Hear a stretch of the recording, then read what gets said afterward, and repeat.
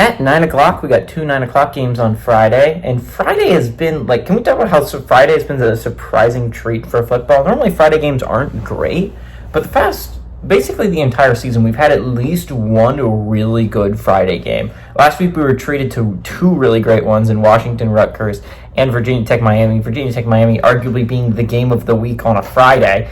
And then 2 weeks ago, we were ended with three really great football games. San Jose State, Washington State was an amazing football game.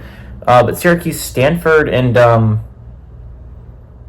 Illinois, Nebraska were all just phenomenal football games. If you go back every week, there has been a really good Friday game. I hope we continue that trend here today. There's four of them. Only two of them have any national relevance for playoff berth reasons, but let's get into it. Got Michigan State, who's 3-2. Child number 6. Oregon is 4-0. Oregon favored by 24 points on Fox.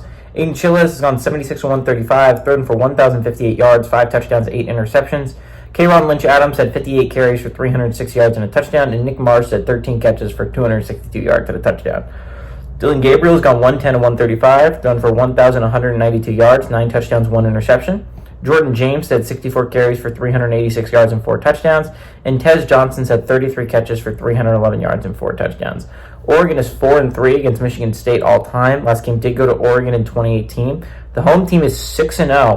The last two games have been one-possession football games, though, and Oregon has won 2 of the last 3 times these two teams have played. Okay, let's get into this game. Oregon is an interesting football team, right?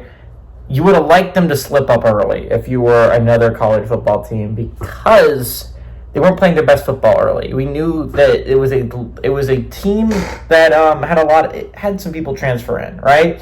And especially the big one being Dylan Gabriel, it was going to take a little bit of time to mesh. You would have loved for Boise State to trip them up. But unfortunately, Oregon was able to get past Boise State, and they started to look like they were rocking, right? Now, next week's the big test, right? Ohio State's one of the best teams in the entire country. You are going to have to play one of the best teams in the entire country. So it's a big game coming next week, but they've been looking rocking these past couple weeks. To be fair, they played Oregon State and UCLA. Ohio State's a little bit more of a step up in competition. Buckeyes are a little bit better than those two teams I just listed. Michigan State's coming off a rough one against Ohio State. They got their asses kicked against the Buckeyes.